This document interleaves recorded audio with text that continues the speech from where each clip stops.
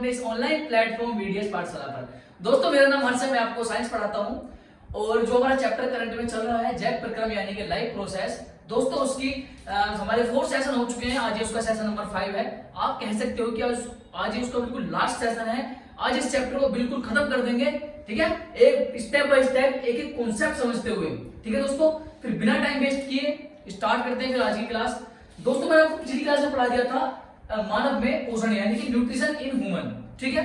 आज दोस्तों रेस्पिरेशन की बात करेंगे कुछ, है ना। रेस्पिरेशन आपने सुना होगा कि सांस लेना सांस छोड़ना, ये सब चीजें रेस्पिरेशन होती हैं। तो दोस्तों इसी चीज को पढ़ेंगे कि रेस्पिरेशन क्या होता है, कोशिका श्वसन क्या होता है, यानी कि सेल रेस्पिरेशन वो क्या होता है, वो सारी चीजें दोस्तों आज हम पढ़ेंगे, ठीक है। सबसे पहले मैं आपको बता दूं,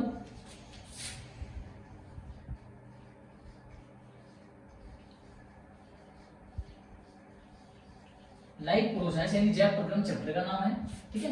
ये आपका बायोलॉजी का चैप्टर है।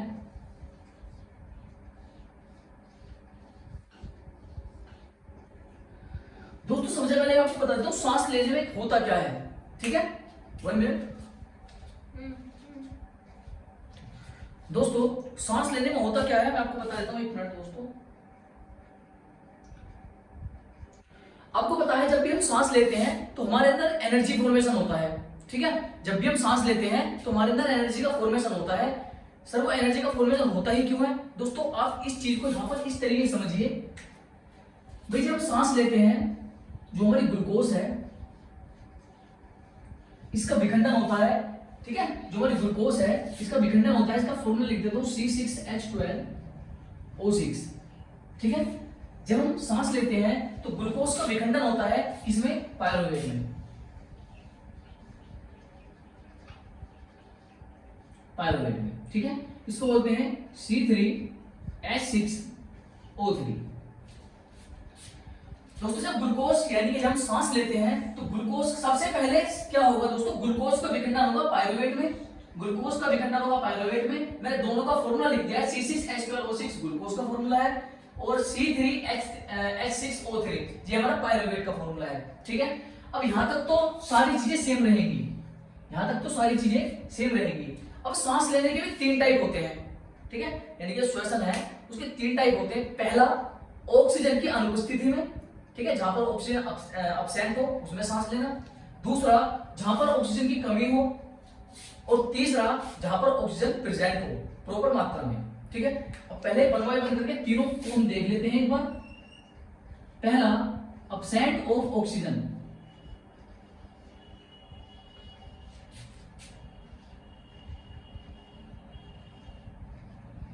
अब्सेंट ऑफ ऑक्सीजन, ठीक है, यानी कि ऑक्सीजन की अनुपस्थिति में।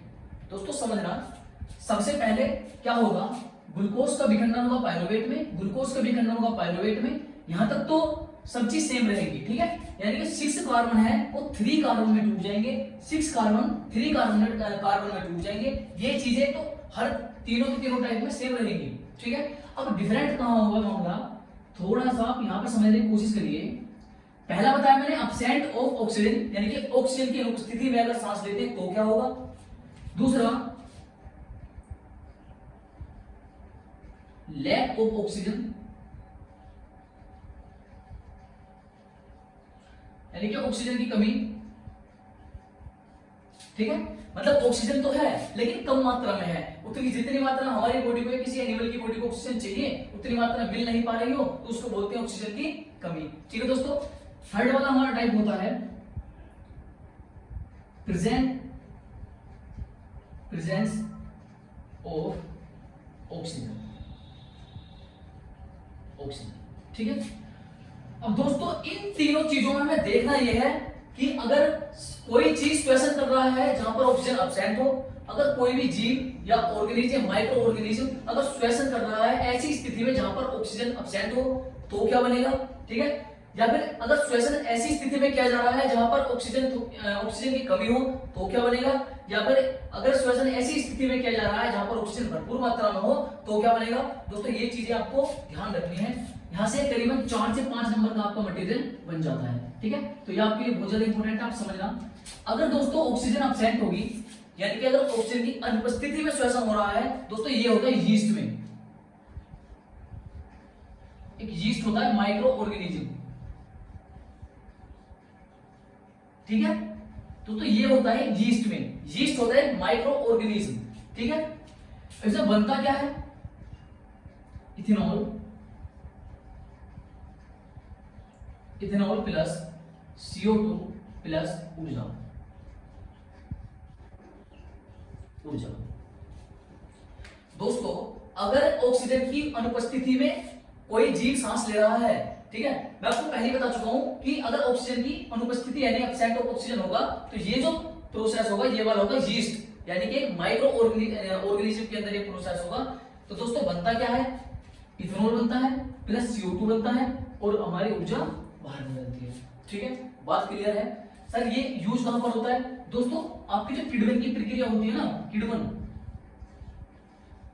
जो आपकी किण्वन यानी फर्मेंटेशन की प्रक्रिया जो होती है, फर्मेंटेशन, किण्वन या फिर फर्मेंटेशन जो आपका प्रोसेस होता है दोस्तों, उसमें यूज होती है ये जो यीस्ट है, यानी कि आपकी जो वाइन वगैरह है ना, वाइन बियर्स वगैरह बनाने के लिए ये चीज यूज होती है ना। क्योंकि यीस्ट क्या करता है, वो बिना ऑक्सीजन के अगर सांस, यीस्ट को जो यीस्ट अगर बिना ऑक्सीजन के सांस लेता है या फिर ऑक्सीजन की अनुपस्थिति में सांस लेता है तो दोस्तों सबसे पहले इथेनॉल बनता है, CO2 और ऊर्जा भी बनती है, ठीक है। बात क्लियर है। अगर ऑक्सीजन की कमी है तो क्या बनेगा दोस्तों, अगर ऑक्सीजन की कमी है तो क्या बनेगा, सबसे पहले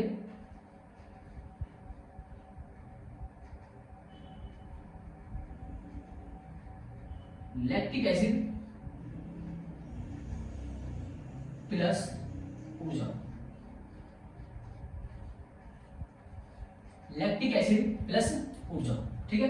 सर ये कुछ समझ में नहीं आया, इसको समझाइए दोस्तों। आपको एक एग्जांपल के साथ समझाता हूं मैं। मान लीजिए आपने कोई फिजिकल एक्टिविटी की, मान लीजिए आज आपने रनिंग करी, ठीक है, फर्स्ट टाइम, तो आप महसूस करोगे कि आपके पैरों में दर्द होता है 2 से 3 दिनों तक, है ना। कोई बोलता है कि तेरी मसल्स क्रैम्प हो गई हैं, लेकिन दोस्तों कुछ नहीं होता। जब आप रनिंग करते हो तो आपकी बॉडी के अंदर ऑक्सीजन की कमी आ जाती है, ठीक है। जब आप रनिंग करते हो फर्स्ट टाइम तो आपकी बॉडी के अंदर ऑक्सीजन की कमी आ जाती है।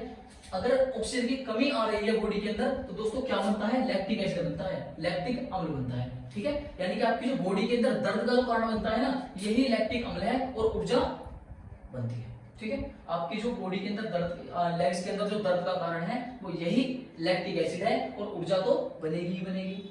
दोस्तों बात क्लियर है, बहुत बढ़िया। अगर श्वसन ऐसी जगह पर हो जहां पर ऑक्सीजन प्रेजेंट हो, है ना, जैसे कि हम लोग अभी सांस ले रहे हैं तो ऑक्सीजन प्रेजेंट है भरपूर मात्रा में, प्रॉपर मात्रा में, ठीक है। तो इसमें क्या बनेगा दोस्तों, सबसे पहले CO2 H2O प्लस ऊर्जा, H2O प्लस ऊर्जा, ठीक है। दोस्तों क्या यहां तक बात क्लियर है, एक बार और समझा देता हूं आपको मैं।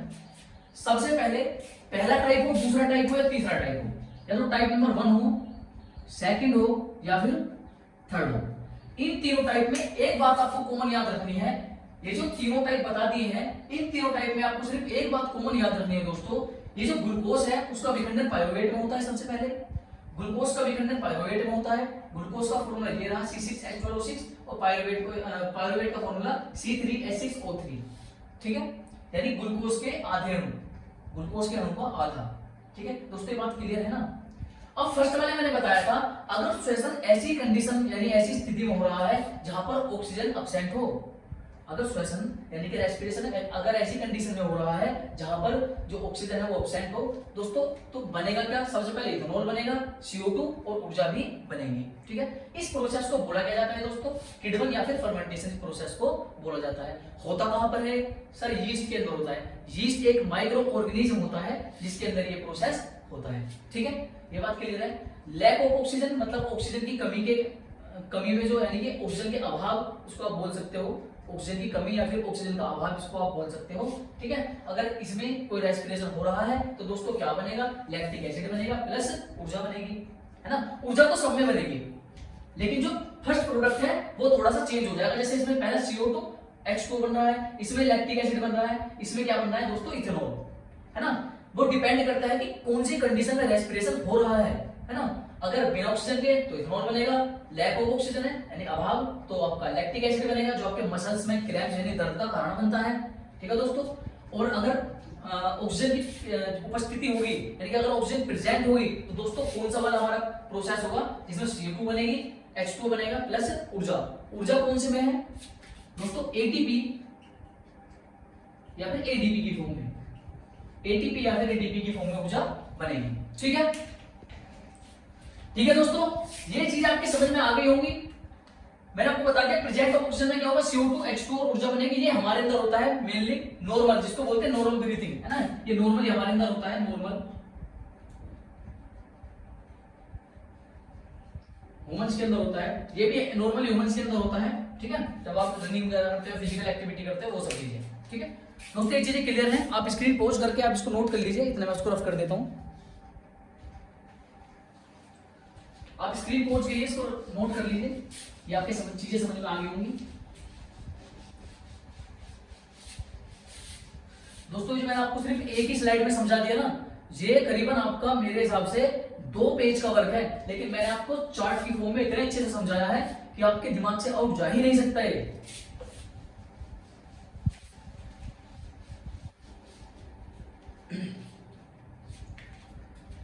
अब दोस्तों बात करते हैं, मैं टॉपिक का नाम डाल देता हूं,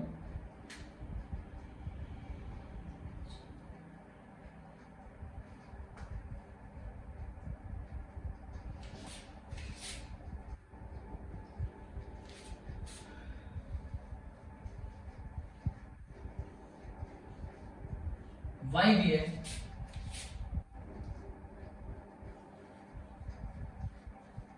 और अवायवीय श्वसन।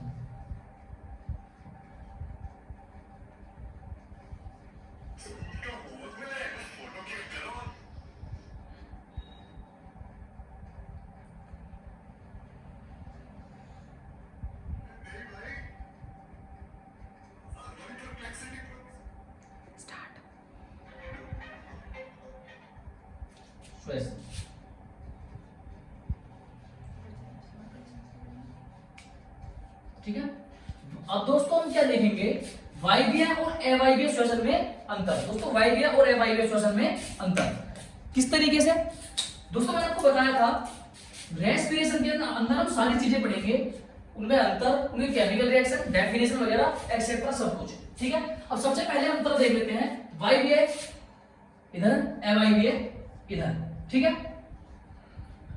सबसे पहला अंतर हो जाएगा दोस्तों, सबसे पहला ये अंतर हो जाएगा दोस्तों, यह है ऑक्सीजन की उपस्थिति में होता है, यह ऑक्सीजन की उपस्थिति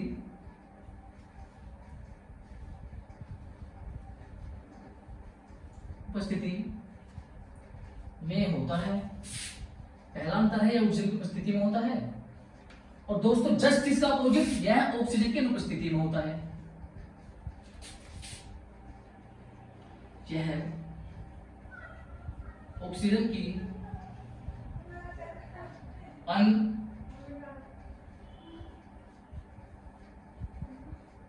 अनुपस्थिति में होता है। ठीक है दोस्तों, पहला इसका जो अंतर हो जाएगा वो हो जाएगा दोस्तों, 1 minute,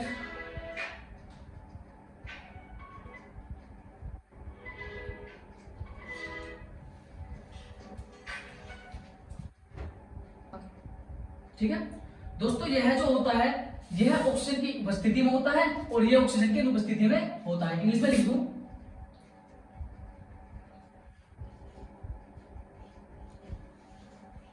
in the present of oxygen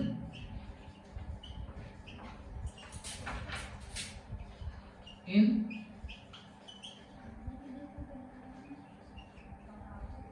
absent of oxygen. ठीक है, पहला तो पॉइंट आपको क्लियर होगा दोस्तों। सेकंड पॉइंट इसमें क्या हो जाएगा,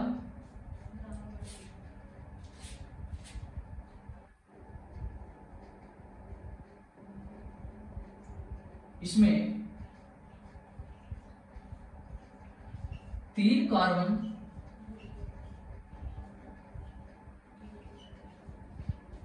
3 कार्बन अणु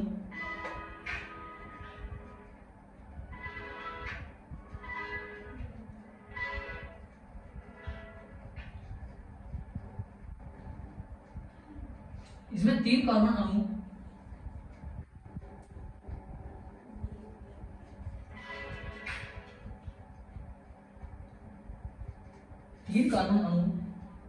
एटीपी, दोस्तों एक बार मार्कर चेंज कर लेता हूं।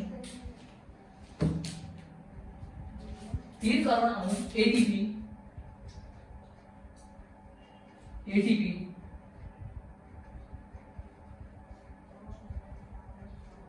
ऊर्जा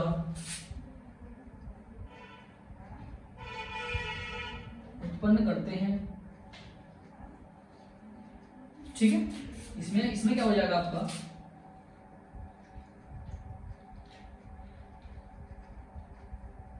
इसमें 2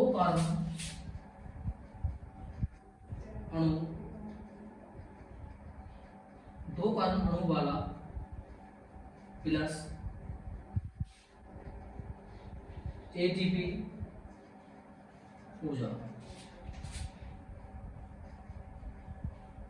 ठीक है,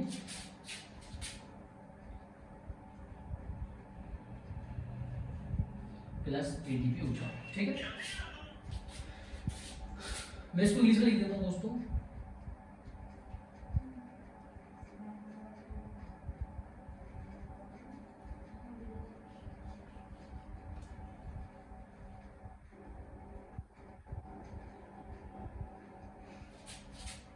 three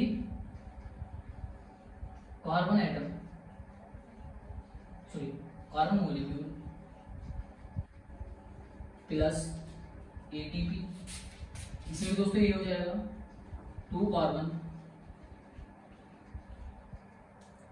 molecule plus ATP energy. ठीक है,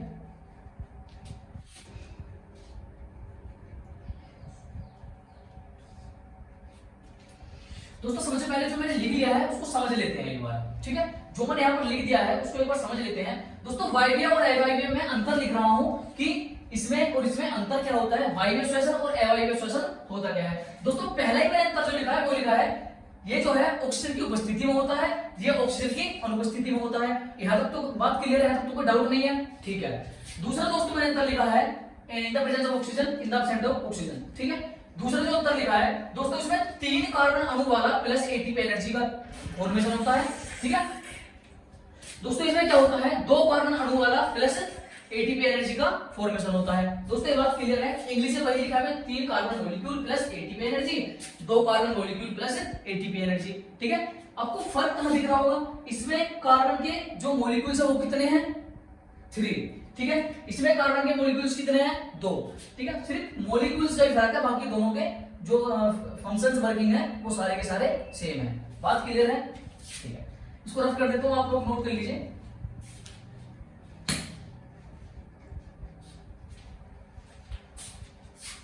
अब स्क्रीन पॉज करके नोट कर लीजिए।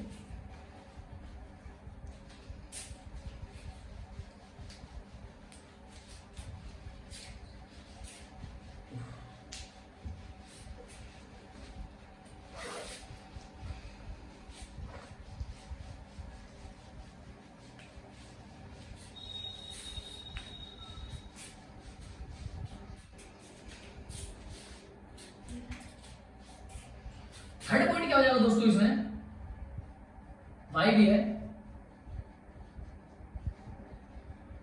इधर ए वाई भी है। इसमें थर्ड पॉइंट क्या हो जाएगा दोस्तों, बिल्कुल इजी पॉइंट लिखेंगे ताकि आपकी समझ में आ जाए। ठीक है, थर्ड पॉइंट हो जाएगा दोस्तों इसमें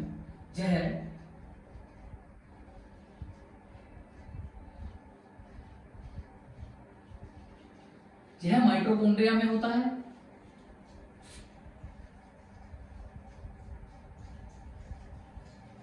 और दोस्तों इसमें क्या हो जाएगा, थर्ड वाला पॉइंट, यह है कोशिका द्रव्य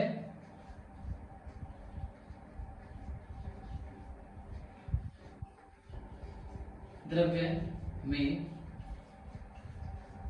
होता है। ठीक है, मैं इनको इंग्लिश में लिख देता हूं एक बार।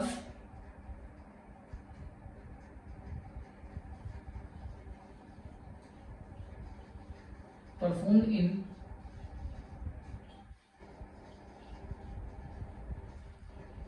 माइटोकॉन्ड्रिया, माइटोकॉन्ड्रिया इसको लिख देता हूं परफॉर्म इन साइटोप्लाज्म। ठीक है दोस्तों, थर्ड वाला पॉइंट भी आप लोगों को क्लियर होगा, लिखते लिखते समझ में आ गया होगा।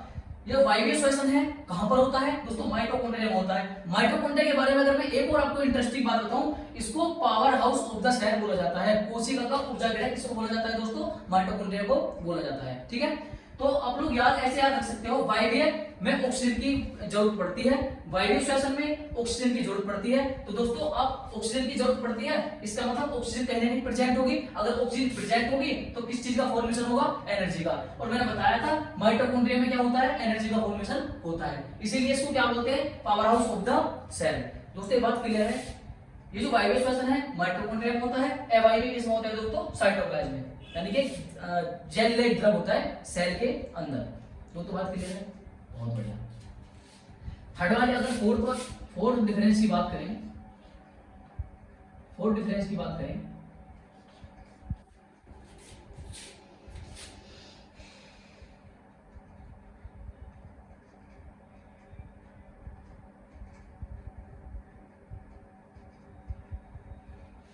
इसमें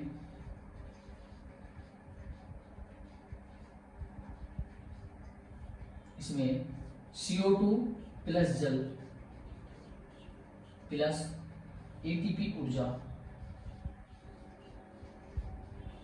का निर्माण होता है। ठीक है, इसमें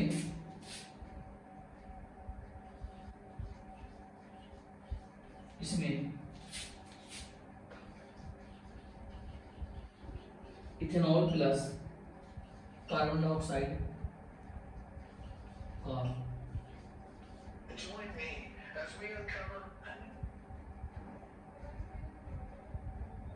का निर्माण होता है। ठीक है दोस्तों, मैं इसको इंग्लिश में लिख देता हूं।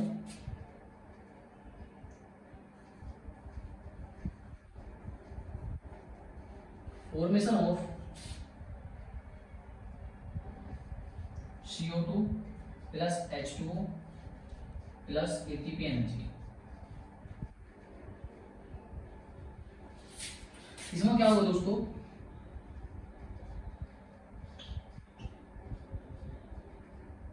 फॉर्मेशन ऑफ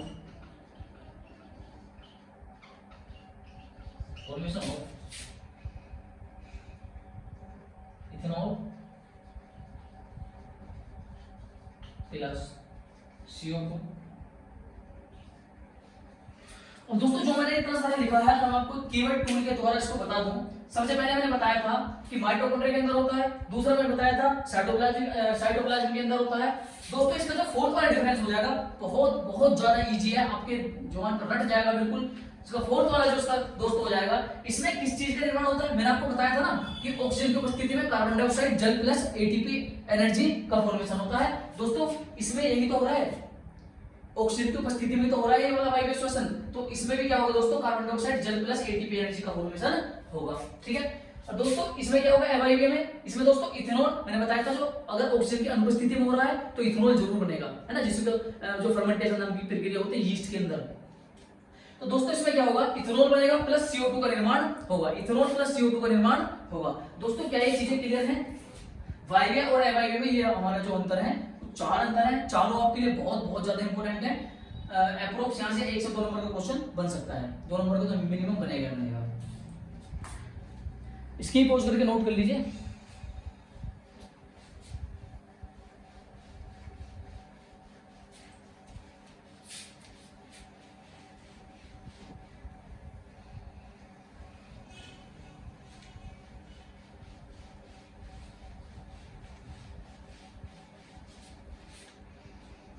कुछ लोगों के दिमाग में क्वेश्चन चल रहा होगा, सर हमारी बॉडी को सेल की जो हमारी बॉडी की सेल्स होती हैं उनको ऑक्सीजन की नीड ही क्यों पड़ती है।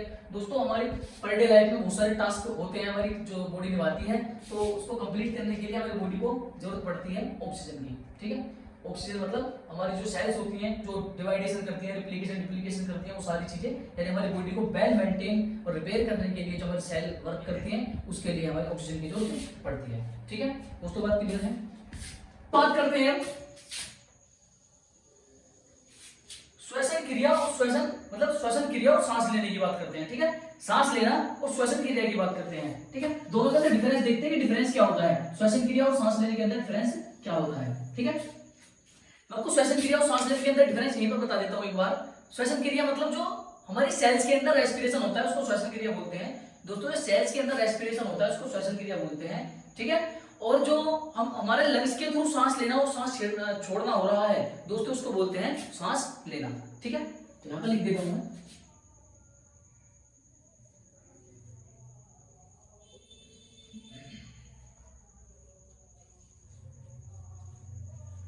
श्वसन क्रिया और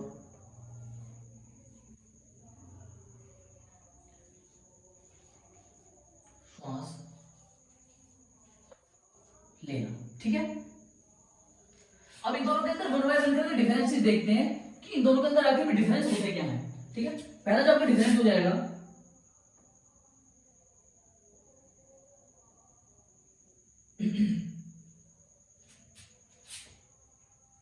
नंबर 1 यह है जटिल जैव रासायनिक, यह जटिल जैव रासायनिक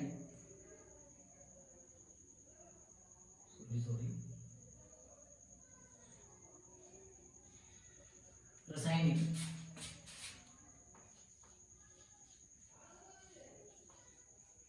प्रक्रिया है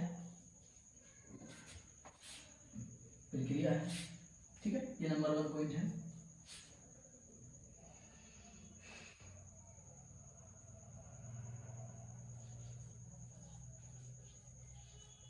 जिसमें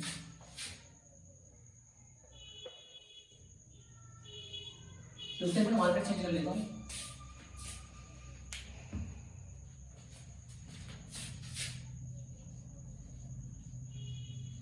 जिसमें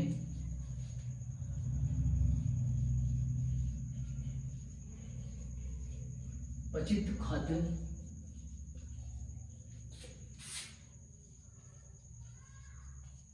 पदार्थों पचित खाद्य पदार्थ रहने दीजिए, पचित खाद्यों का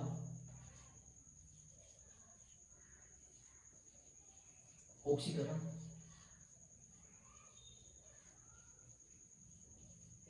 होता है। ठीक है, इसको इसमें लिख देता हूं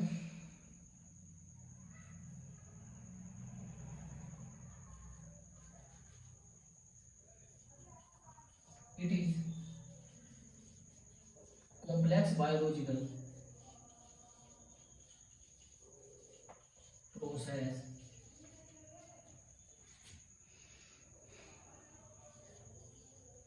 which oxidize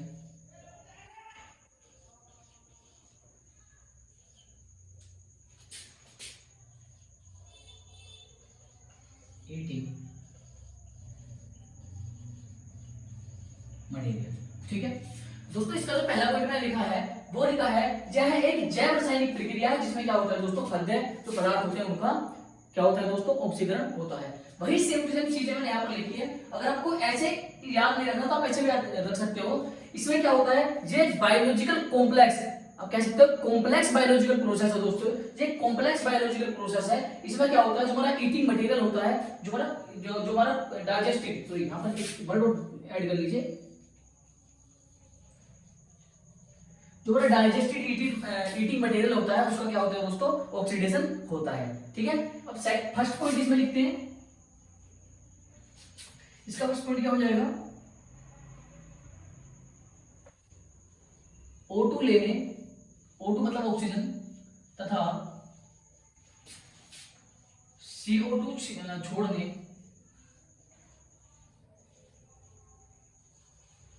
की प्रक्रिया। ठीक है, इसको इंग्लिश में लिख देता हूं मैं, इनटेक ऑक्सीजन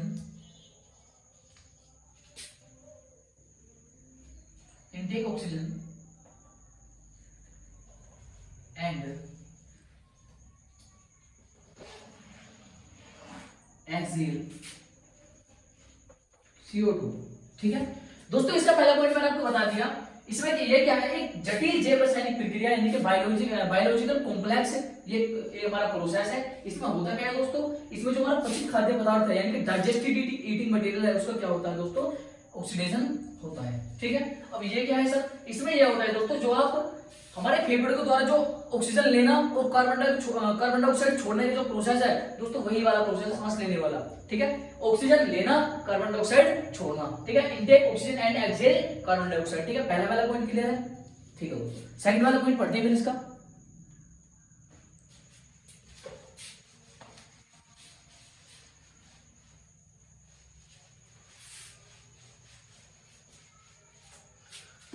दोनों का सेकंड पॉइंट पढ़ते हैं फिर।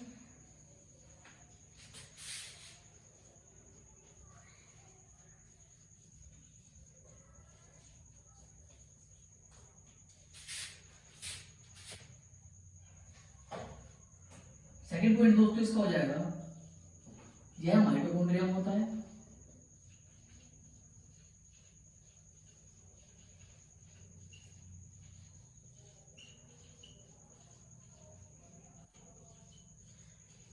यह माइटोकॉन्ड्रिया में होता है। ठीक है, इंग्लिश में done in, it is done in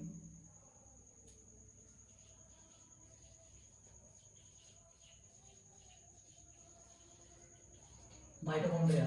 ठीक है, इसका सेकंड पॉइंट क्या हो जाएगा दोस्तों, यह फेफड़ों में होता है। यह फेफड़ों में होता है।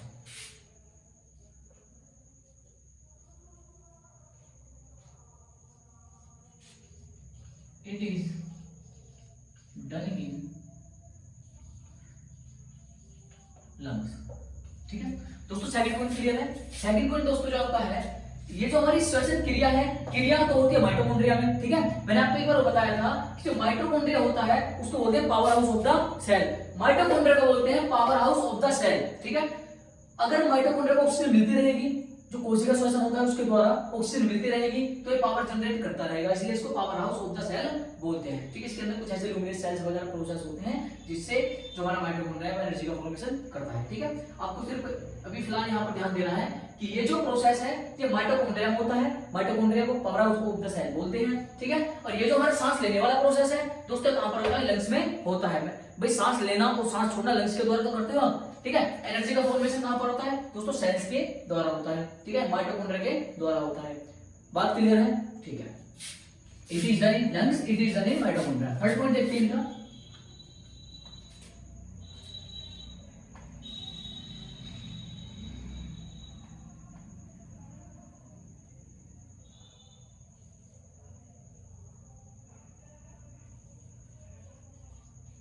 इसमें ऊर्जा का निर्माण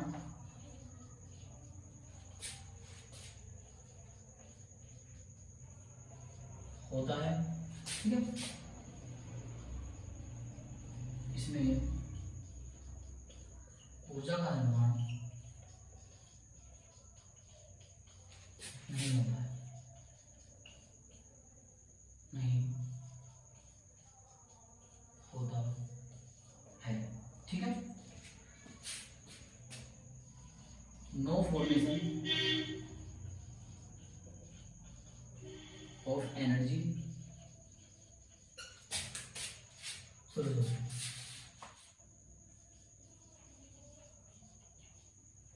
there is formation of energy,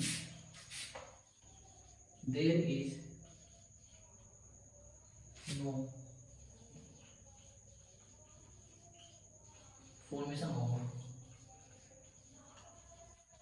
energy. ठीक है दोस्तों, ये चीज तो आपकी वैसे ही क्लियर होगी। ठीक है, जो हमारी श्वसन क्रिया है इसमें एनर्जी का फॉर्मेशन होता है। क्यों? क्योंकि माइटोकॉन्ड्रिया में हो रहा है। ठीक है, अभी मैंने आपको बताया था माइटोकॉन्ड्रिया को क्या बोलते हैं दोस्तों, माइटोकॉन्ड्रिया को बोलते हैं power house of the cell, cell का यानी कोशिका का ऊर्जा गृह। ठीक है, इसको क्या बोलते हैं दोस्तों, कोशिका का ऊर्जा गृह। ठीक है, जब कोशिका का ऊर्जा गृह इसमें जो है प्रोसेस है कोशिका के ऊर्जा गृह में हो रहा है, यानी कि माइटोकॉन्ड्रिया में हो रहा है, तो दोस्तों इसमें एनर्जी का फॉर्मेशन होगा। माइटोकॉन्ड्रिया हुआ तो इसमें एनर्जी का फॉर्मेशन होगा। इसमें माइटोकॉन्ड्रिया में हो ही नहीं रहा है, ये लंग्स में हो रहा है, तो दोस्तों इसमें एनर्जी का फॉर्मेशन नहीं होगा। बात क्लियर है? बहुत बढ़िया। अब दोस्तों बात इसके इतने ही पॉइंट्स आपके लिए इंपॉर्टेंट है।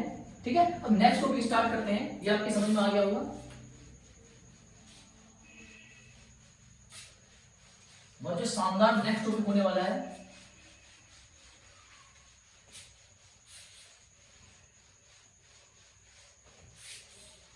नेक्स्ट टॉपिक दोस्तों स्टार्ट करते हैं। ठीक है दोस्तों, अब बात करते हैं दोस्तों रेस्पिरेशन इन ह्यूमंस, यानी कि मनुष्य में श्वसन। भाई आप लोगों को पता है जो मनुष्य है, जीवित मनुष्य है, प्रत्येक मनुष्य सांस लेता है। भाई ह्यूमन सांस तो लेते हैं, ठीक है, वो अलग बात है कि सारे एनिमल सांस लेते हैं, लेकिन अगर स्पेसिफिक ह्यूमंस की बात की जाए तो ह्यूमन सांस लेते हैं। ठीक है, अब यही बात हम करने वाले हैं कि ह्यूमंस किस प्रोसेस के द्वारा सांस लेता है, कौन कौन से ऐसे ऑर्गन्स हैं जो उसे सांस लेने में मदद करते हैं। ठीक है, वो सारे प्रोसेस, सारे ऑर्गन्स और जितने भी वो स्टेप बाय स्टेप जितने प्रोसेस होते हैं सारे के सारे हम डिस्कस करने वाले हैं। ठीक है, सबसे पहले हेडिंग डाल देता हूं मैं। आपका जो टॉपिक है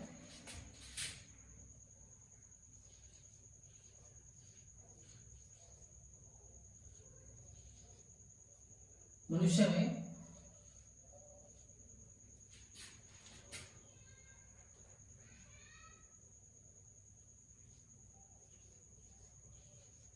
श्वसन। ठीक है, मनुष्य में श्वसन या फिर मनुष्य श्वसन तंत्र, पूरा रेस्पिरेटरी ऑर्गन्स की बात करते हैं। ठीक है,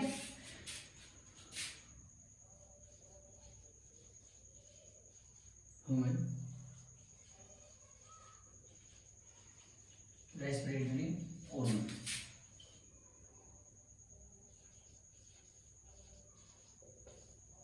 ठीक है, सिस्टम। अब दोस्तों पूरे ह्यूमंस के जो रेस्पिरेटरी सिस्टम है, किस तरीके से सांस लेते हैं, किस तरीके से सांस छोड़ते हैं, ठीक है, वो सांस जो है हमारा कोशिका तक किस तरीके से जाता है, वो सारी चीजें हम डिस्कस करने वाले हैं। अब सबसे पहले आप मुझे बात बताइए, मैं आपको अब फील कर रहा हूं अपने पास से ही, अगर आप सांस लेते हो तो सबसे पहले सांस किस जगह से लेते हो आप। ठीक है, अगर जो स्पेसिफिक जगह है नाक, ठीक है, इसको बोलते हैं नेसल कैविटी। ठीक है दोस्तों, इसको बोलते हैं नेसल कैविटी। नेसल कैविटी के बाद जो हमारा सांस है वो कहां पर जाता है, विंड पाइप के द्वारा। बिल्कुल, विंड पाइप में जाता है सर। विंड पाइप के बाद कहां पर जाता है सर, जाता है ट्रैकिया में, सॉरी ब्रोंकाई में, है ना। सबसे पहले कहां पर जाता है, नेसल कैविटी। नेसल कैविटी के बाद कहां पर जाता है सर, ये जाता है विंड पाइप में। विंड पाइप के बाद दोस्तों जाता है ट्रैकिया में। ट्रैकिया के बाद जाता है दोस्तों ब्रोंकाइल्स में। ब्रोंकाइल्स के बाद ब्रोंक्यूलस, ब्रोंक्यूलस में। ठीक है दोस्तों, स्टेप बाय स्टेप सारी चीजें पढ़ेंगे, ऐसा नहीं कि मैंने बता दिया बस बात खत्म। अभी स्टेप बाय स्टेप सारी चीज देखेंगे कि सांस कहां पर किस तरीके से जाता है। सबसे पहले बात करते हैं नासा द्वार की, यानी कि नेसल कैविटी।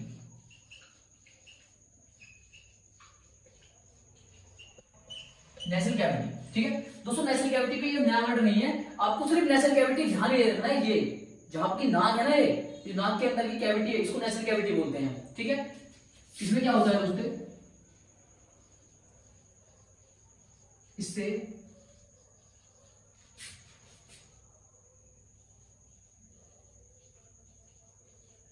सर्वप्रथम वायु ग्रहण की जाती है,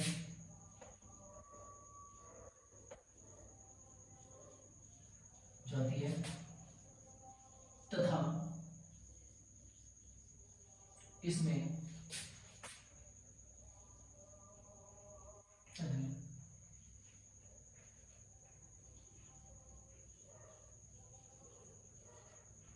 मौजूद बाल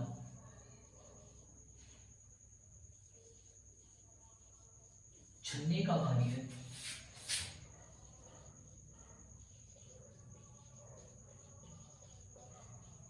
छन्नी का कार्य करते हैं।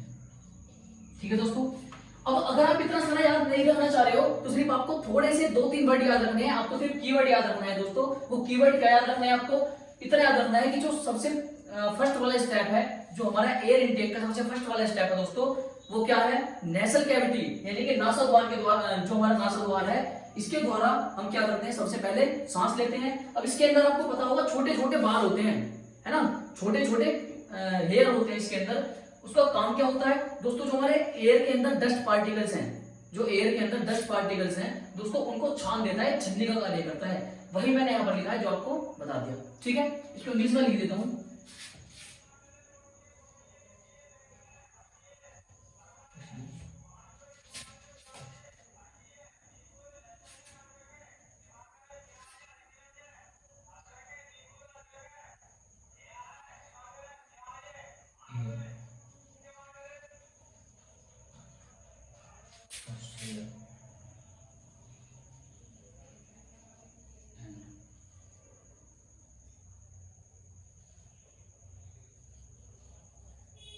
Present here.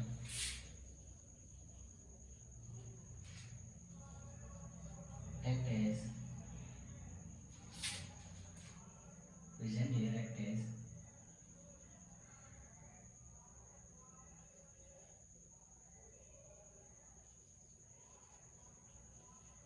फिल्टर।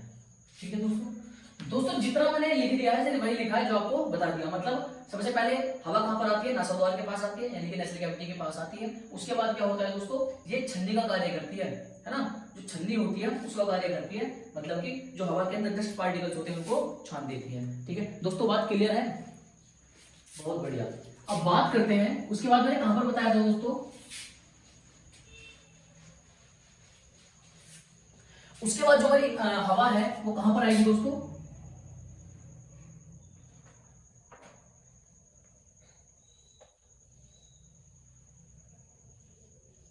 स्वर तंत्र है। स्वर तंत्र यानी कि एडम्स एप्पल। ये कोई सा एप्पल नहीं है, ये एडम्स एप्पल है। ठीक है, स्वर तंत्र जो हमारा स्वर तंत्र है, यानी कि जहां से हमारी इसको वॉइस बॉक्स भी बोलते हैं। मैं इसको वॉइस बॉक्स लिख देता हूं, वॉइस बॉक्स।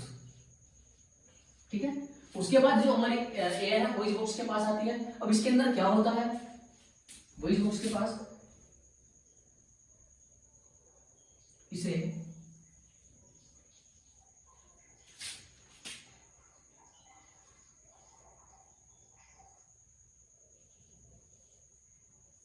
लैरिंक्स, लर्निंग्स या कंठ कहते हैं। इसे लर्निंग्स या कंठ कहते हैं।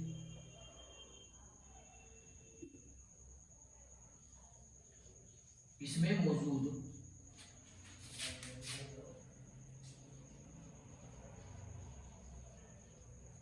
Epiglottis,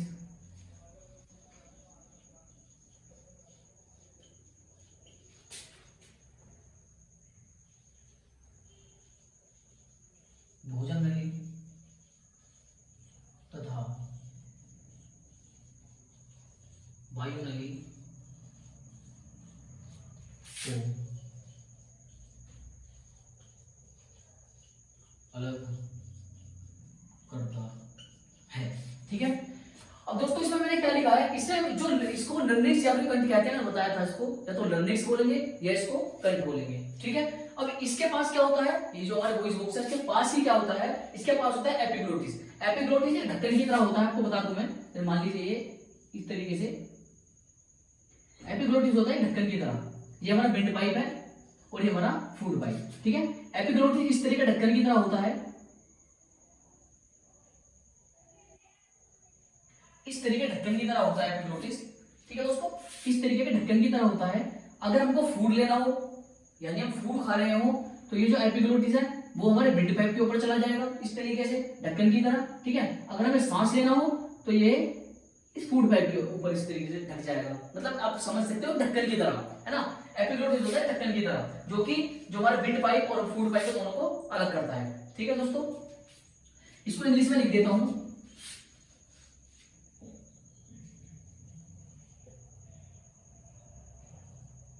it is also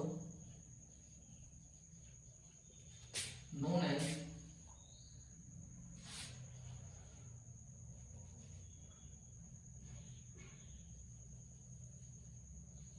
larynx.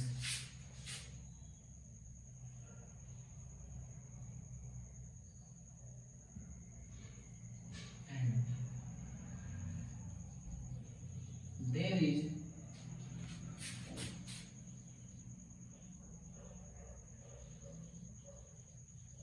separation of food pipe and wind pipe by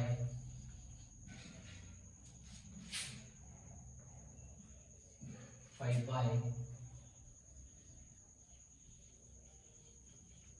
epiglottis, ठीक है दोस्तों। मैंने वही लिखा है, हमारा जो वॉइस बॉक्स होता है स्वतंत्र, जो हमारा स्वर तंत्र होता है, यानी कि वॉइस बॉक्स जिसको इंग्लिश में बोलते हैं, एडम्स एप्पल इसको इंग्लिश में बोल देते हैं, ठीक है। इसके और क्या क्या नाम हो सकते हैं आपको दोस्तों याद क्या रखना है। इसको हम लर्निक्स बोल सकते हैं, इसको हम कंठ भी बोल सकते हैं, ठीक है। इसको क्या क्या बोल सकते हैं सर, इसको लर्निक्स और कंठ हम दोनों नाम दे सकते हैं, ठीक है। अब सर इसके अंदर क्या होता है दोस्तों, इसके अंदर होता है एपिग्लोटिस नाम का ढक्कन की तरह, ठीक है। एक एपिग्लोटिस नाम का ढक्कन की तरह होता है इसके अंदर दोस्तों। एक मिनट,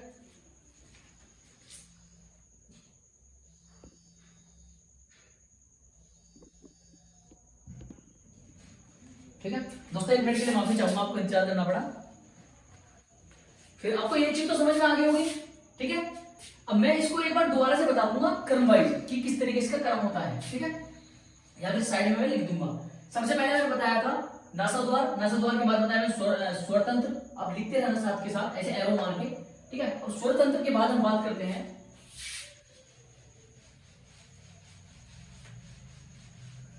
स्वर तंत्र के दोस्तों बाद हम बात करते हैं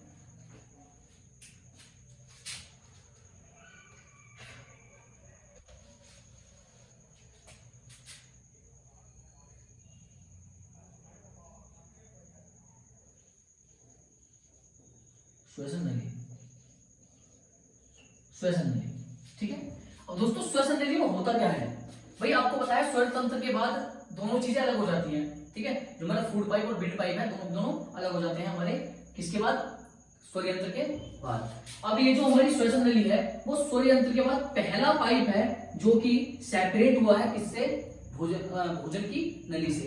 ये जो हमारा, दोबारा से बता देता हूं, मान लीजिए ये हमारा फूड पाइप है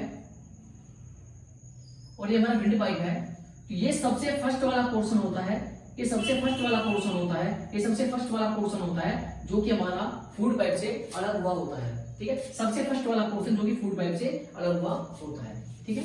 अब इस चीज में लिख देता हूं कि सर इसमें होता क्या है। पोर्शन तो अलग पोर्शन होता है वो तो ठीक है, लेकिन इसमें होता क्या है। अब दोस्तों बात करते हैं इसमें होता क्या है। सबसे पहले दोस्तों 12 सेंटीमीटर लॉन्ग होती है, 12 सेंटीमीटर लंबी होती है। कभी कभी एमसीक्यू टाइप में पूछ लिया जाता है, तो आपके लिए बहुत इंपॉर्टेंट बात हो जाती है कि जो हमारी श्वसन नली है उसकी जो लंबाई है कितनी होती है, ठीक है। एबीसी करके कुछ भी ऑप्शन दे देगा और आपको याद क्या रखना है, 12 सेंटीमीटर लंबी होती है, ठीक है दोस्तों। 12 सेंटीमीटर लंबी होती है।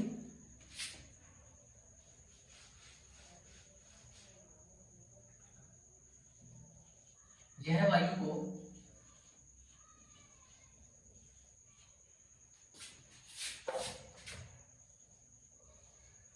स्वर तंत्र से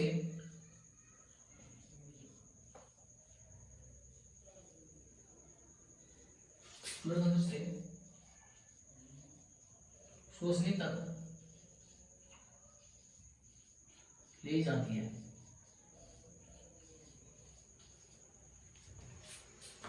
पहला काम है दोस्तों इसका, पहला काम क्या है इसके, सबसे पहले तो पॉइंट ये हो जाएगा 12 सेंटीमीटर लंबी होती है, ठीक है। कितनी लंबी होती है, 12 सेंटीमीटर लंबी होती है। काम क्या होता है इसका, सर काम होता है इसका जो हमारी एयर है उसको स्वर यंत्र से श्वसनी तक ले जाती है, ठीक है, स्वर यंत्र से श्वसनी तक ले जाती है। मैंने अभी बताया था सबसे फर्स्ट वाला पोर्शन होता है, ठीक है, एयर को यही इनटेक करता है। ये जो हमारा फूड पाइप होता है उसके बाद, उसके फूड पाइप के बाद सबसे पहला जो पोर्शन होता है दोस्तों यही होता है, सबसे पहला पोर्शन यही होता है। ठीक है, काम भी क्या हो जाएगा सर, काम हो जाएगा इसका कि स्वर तंत्र से श्वसनी तक, यानी कि जो हमारा एडम सेपलियन वॉइस बॉक्स है, वॉइस बॉक्स से एयर को कहां तक ले जाती है, श्वसनी तक। ठीक है, बात क्लियर है, इंग्लिश में लिख देता हूं।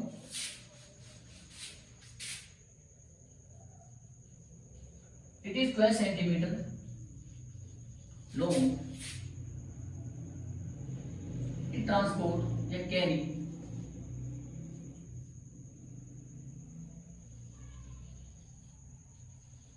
Air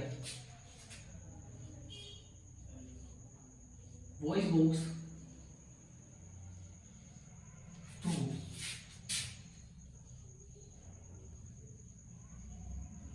track.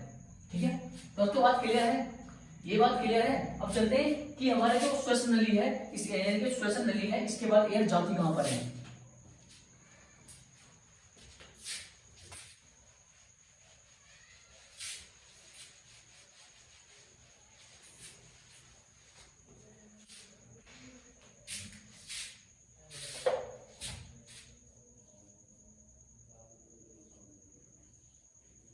श्वसनी, श्वसनी में क्या होता है दोस्तों,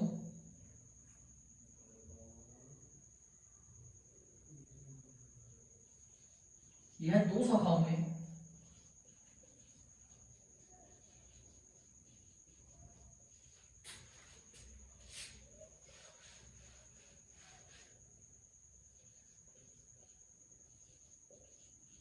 बट जाती है, यह दो शाखाओं में बढ़ जाती है,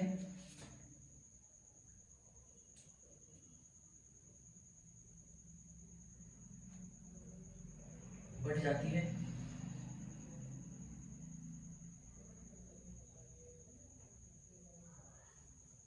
तथा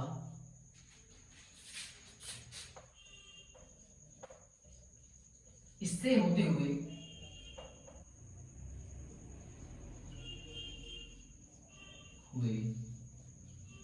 वायु फेफड़ों तक जाती है, जाती है। ठीक है दोस्तों, आपकी सबसे लास्ट वाली वो होती है, सबसे लास्ट वाली पाइप होती है। ठीक है, श्वसनी क्या होता है दोस्तों, सबसे लास्ट वाली पाइप होती है। इसके बाद क्या होता है दोस्तों, सबसे पहले क्या होगा, ये दो भागों में बटी हुई होगी। इसकी पहचान कैसे होगी, सबसे पहले श्वसनी होगी, दो भागों में बटी हुई होगी, और दो भागों के बाद श्वसनिकाएं आ जाएंगी। श्वसनिकाएं के बाद आती हैं श्वसनिकाएं।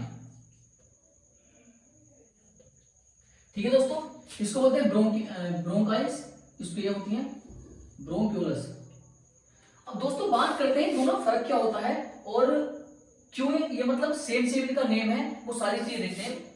सबसे पहले ये जो श्वसनी है दो भागों में बटी होती है, किस तरीके से, इस तरीके से दोस्तों, दो भागों में बटी होती है इस तरीके से। ठीक है, अब ये जो दो भागों में बटी है, ये जो ऊपर वाला हिस्सा है इसको बोलते हैं श्वसनी, इसको बोलते हैं दोस्तों श्वसनी। ठीक है, अब ये जो दो भागों में बटी हुई है, इन दोनों का नाम क्या होता है, श्वसनिकाएं। ये क्या है, श्वसनिकाएं, यानी ब्रोंका या ब्रोंक्यूलस, ब्रोंका या ब्रोंक्यूलस। बात क्लियर है दोस्तों, बहुत बढ़िया। अब ये जो हमारी श्वसनी है ये दो भागों में बटी है, दो भागों में बटने के बाद भी दोस्तों छोटे छोटे ऐसे छोटे छोटे छोटे छोटे इसके जो ब्रांचेस है, छोटी छोटी ब्रांचेस की निकली हुई होती है। किस तरीके से, जैसे मान लीजिए हमारी श्वसनी है और दो भागों में ये श्वसनिकाएं हमारी बट गई है। ठीक है, अब इसमें बटने के बाद छोटी छोटी ब्रांचेस से निकली हुई होंगी इस तरीके से, और ये ब्रांचेस के कोनों पर क्या होगा, इस तरीके से एक बलून लाइक स्ट्रक्चर होगी इस तरीके से। इन ब्रांचेस के कोनों पर होगी दोस्तों बलून लाइक स्ट्रक्चर, जिसको बोलते हैं एल्वियोलीज, कूपिकाएं, वायु कूपिकाएं। ठीक है दोस्तों, बात क्लियर है, मैं लिख देता हूं एक बार दोबारा से। श्वसनिकाएं क्या होती हैं, इनसे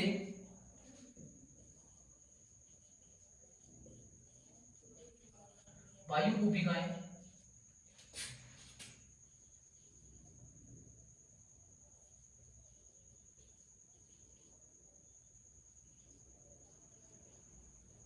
वायु कूपिकाएं जुड़ी होती हैं, यह वायु को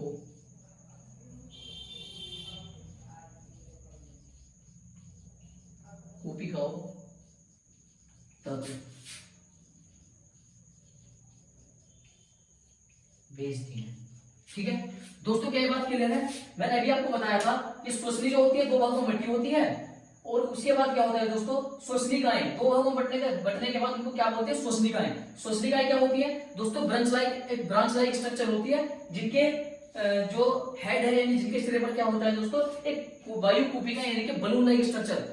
जो वायु कूपिकाएं होती हैं दोस्तों, छोटे छोटे गुब्बारे लाइक स्ट्रक्चर होती हैं, ये इसे जुड़ी होती है। ठीक है सर, इनमें क्या होता है? जो गैसों का आदान प्रदान होता है, ऑक्सीजन और कार्बन डाइऑक्साइड का जो आदान प्रदान होता है दोस्तों, ये वायु कूपिकाओं में होता है। मैं लिख देता हूं, वायु कूपिकाएं। वायु कूपिकाएं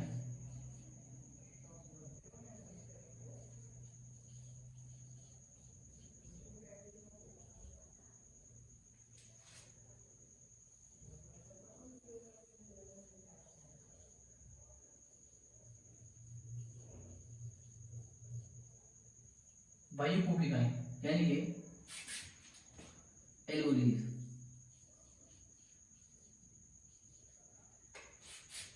एल्वोलीज ठीक है, काम क्या होता है इनका? यह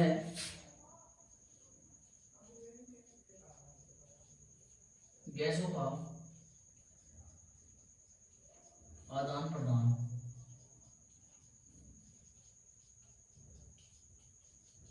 करती है।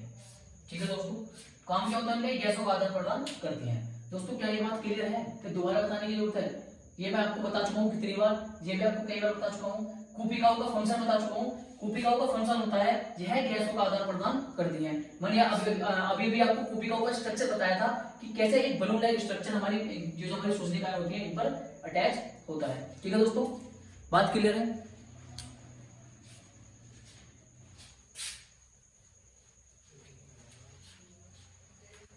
अब स्क्रीन पॉज कीजिए और पॉज करने के बाद इसको लिख लीजिए।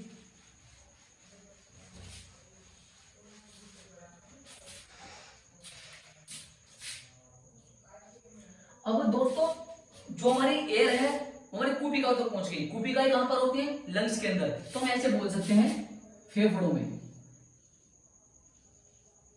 फेफड़े, लंग्स, लंग्स। ठीक है, सबसे लास्ट वाला जो स्टेप होता है एयर का वो लंग्स होता है। लंग्स का मतलब लंग्स इन द सेंस एल्वोलीज यानी कूपिकाएं। कूपिकाएं, लंग्स इन द सेंस कूपिकाएं यानी कि एल्वोलीज। एल्वोलीज ठीक है दोस्तों, लंग्स के अंदर होती है कूपिकाएं यानी एल्वोलीज। इनमें क्या होता है? गैसों का आदान प्रदान होता है। अब जो हमारी एयर है वो लंग्स तक तो आ गई है। अब इसके बाद इसके अंदर लंग्स के अंदर क्या प्रोसेस होगा वो लिख देता हूं थोड़ा सा।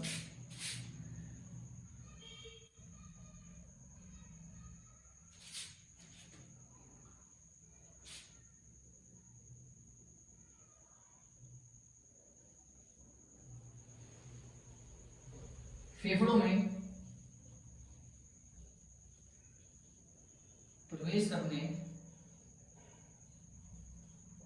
के बाद, फेफड़ों में प्रवेश करने के बाद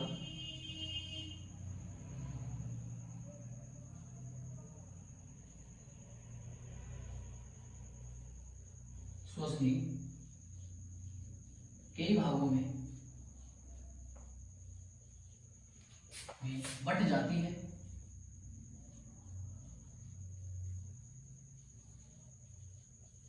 बट जाती है ठीक है, फेफड़ों में बट जाती है।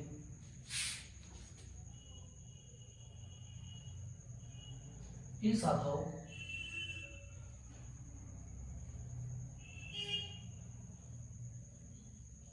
के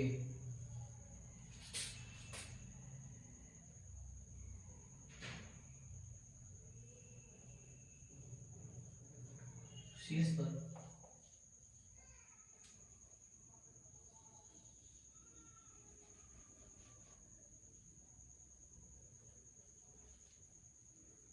कोशिकाएं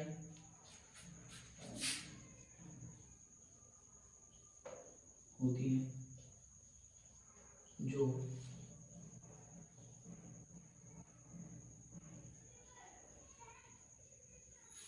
गैसों का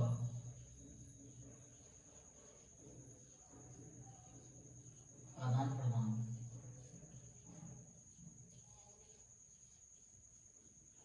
करती हैं। ठीक है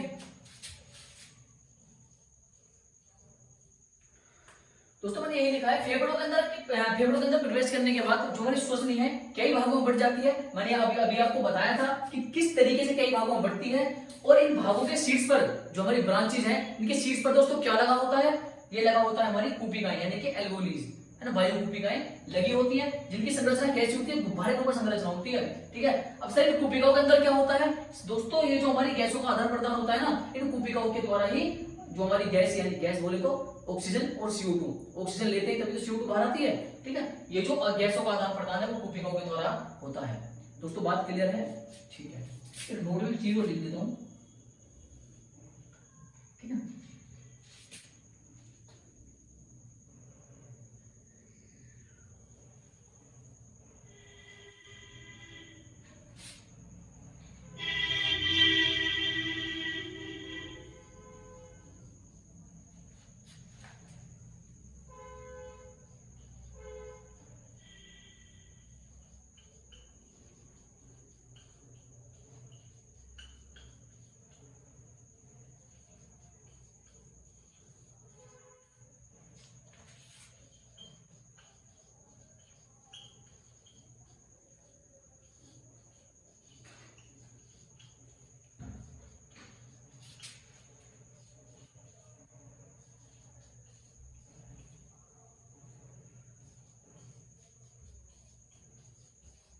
देती है।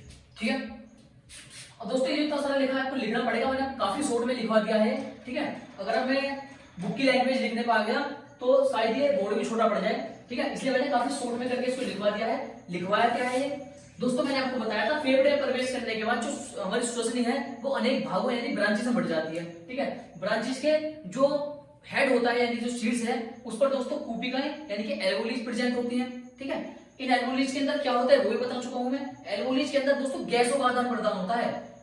होता कैसे है? ये जो एल्वोलीज यानी कि ये जो अंगूर का सा गुच्छा है, जब ग्राफ्स होते हैं इस तरीके से,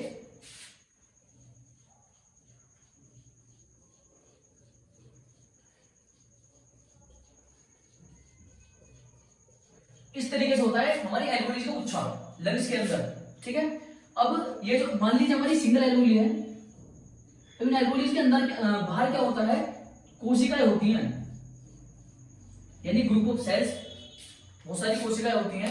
एल्वोलीज के चारों तरफ कोशिकाएं होती हैं। अब वो कोशिका क्या करती है दोस्तों? जो कोशिका अंदर से CO2 निकाल कर लाई है उसको लंग्स में दे देती है और जो ऑक्सीजन उसको ग्रहण कर लेती है। ठीक है, दोबारा समझिए, कुपिकाओं के चारों तरफ सेल्स होती हैं, कोशिकाएं होती हैं। कुपिकाओं के चारों तरफ सेल्स यानी कि कोशिकाएं होती हैं। उन कोशिकाओं का काम क्या होता है दोस्तों? ऑक्सीजन ले लेती हैं और जो उनके पास पहले से ही CO2 मौजूद है उसको लंग्स में भेज देती हैं। ठीक है दोस्तों, ये बात क्लियर है? ये बात क्लियर है? ठीक है, अब ये जो हमारी कोशिकाएं हैं ये क्या करेंगी? इस जो हमारी ऑक्सीजन है इसको ब्लड के अंदर हेमोग्लोबिन के साथ कंबाइन कर देंगी और ब्लड इसको पूरे बॉडी के अंदर सर्कुलेट कर देगा। ठीक है, ये हम बाद की बात है, बाद में जानेंगे। दोस्तों ये बात क्लियर है? अब एक छोटी सी नोट में आपको बात बता देता हूं कि ये जो हमारी व्यायाम करते हैं, यानी कि हम व्यायाम करते हैं, कोई भी एक्सरसाइज करते हैं, एक्सरसाइज करने से यानी रनिंग वगैरह करने से जो हमारी सांस की दर है वो बढ़ के हो जाती है ना भाई? कोई भी हम फिजिकल एक्टिविटी करते हैं तो हमारी सांस लेने की दर बढ़ जाती है ना, जल्दी जल्दी। कोई भी काम करते ही हम थोड़ी जल्दी सांस लेने लगते हैं। ठीक है दोस्तों, ऐसा होता क्यों है मैं आपको बता देता हूं एक बार।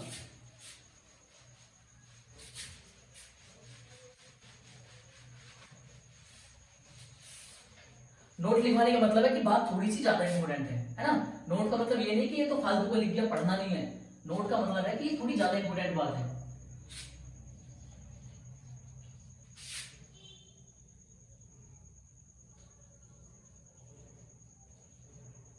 व्यायाम के दौरान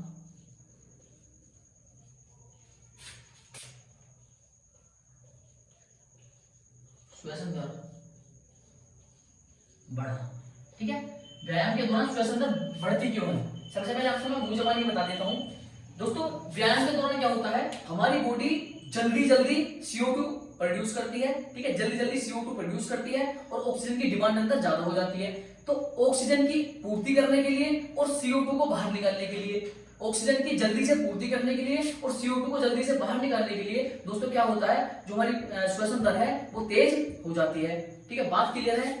मैं दोबारा से बता देता हूं दोस्तों, कोई भी अगर फिजिकल एक्टिविटी करते हैं तो आपने नोटिस किया होगा कि आपकी जो श्वसन दर है वो तेज हो जाती है। ठीक है, फिजिकल एक्टिविटी करते टाइम आपकी श्वसन दर तेज हो जाती है। ठीक है, अब ये तेज होती क्यों है दोस्तों? अंदर ऑक्सीजन की कमी हो रही होती है।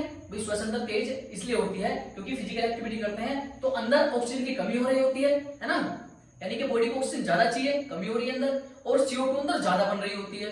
ठीक है, इसी CO2 को जल्दी से बाहर निकालने के लिए और ऑक्सीजन जल्दी जल्दी ग्रहण करने के लिए हमारी जो श्वसन दर है वो तेज हो जाती है। मैं दोबारा लिख देता हूं उसको एक बार। बात क्लियर है?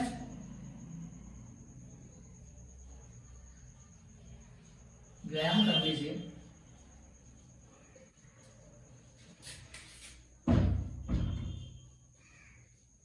शरीर के अंदर CO2 की मात्रा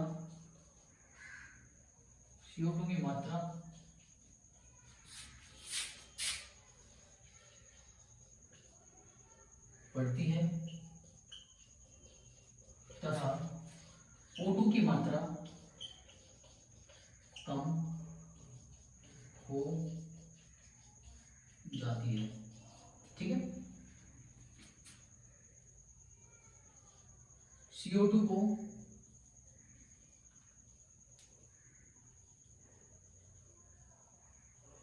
जल्दी बाहर निकालने के लिए तथा ऑक्सीजन की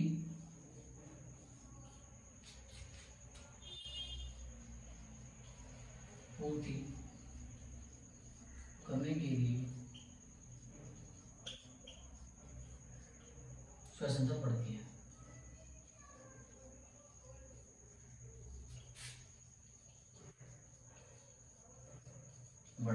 ठीक है दोस्तों, क्या बात क्लियर है? मैंने वही लिखा है जो आपको बता दिया है दोस्तों। अगर ये बात क्लियर है आपके, इसको इंग्लिश में लिख देता हूं मैं एक बार, आप इसको नोट कर लीजिए। काफी शॉर्ट में लिख देता हूं इंग्लिश में।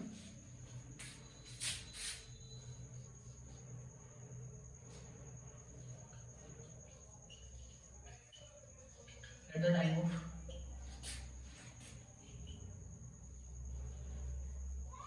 exercise, there is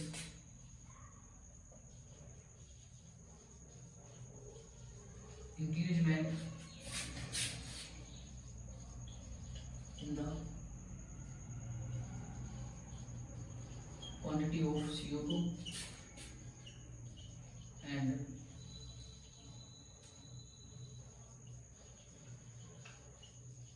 decrement in the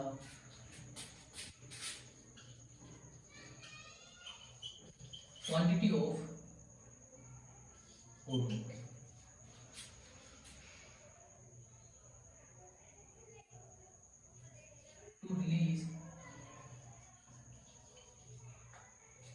To release CO2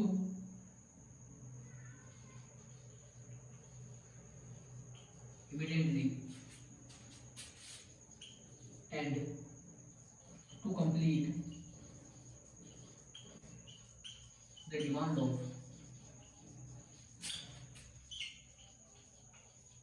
oxygen.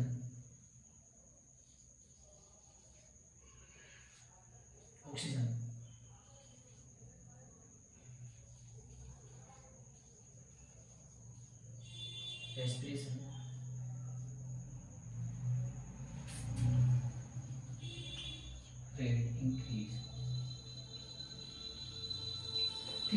दोस्तों यही लिखा है मैंने, at the time of exercise there is an increasement in the quantity of CO2 and decreasement in the quantity of O2 to release CO2 immediately and to complete the demand of oxygen the respiratory, जो हमारा respiration rate है वो increase हो जाती है। ठीक है दोस्तों, बात क्लियर है। आज का जो हमारा सेशन है दोस्तों यही तक होने वाला है, और जो हमारा नेक्स्ट वाला सेशन है उसमें हम ह्यूमन सर्कुलेटरी सिस्टम के बारे में बात करेंगे, सारे हार्ट के फंक्शंस के बारे में, हार्ट के चैम्बर्स के बारे में, ठीक है, और जो हमारी आर्टरीज हैं, वेन्स हैं, वो सारी चीजें हम डिस्कस करेंगे। ठीक है, जब तक के लिए आपसे विदा लेना चाहता हूं। और दोस्तों जो बच्चे हमारे साथ सच में मेहनत कर रहे हैं, सिर्फ उनके लिए एक ही बात बोलूंगा कि रख हौसला, वो मंजर भी आएगा, प्यासे के पास चलकर समुंदर भी आएगा, थक कर न बैठे मंजिल के मुसाफिर, मंजिल मिलेगी और मिलने का मजा भी आएगा। ठीक है दोस्तों, जब तक के लिए विदा लेना चाहता हूँ, थैंक यू।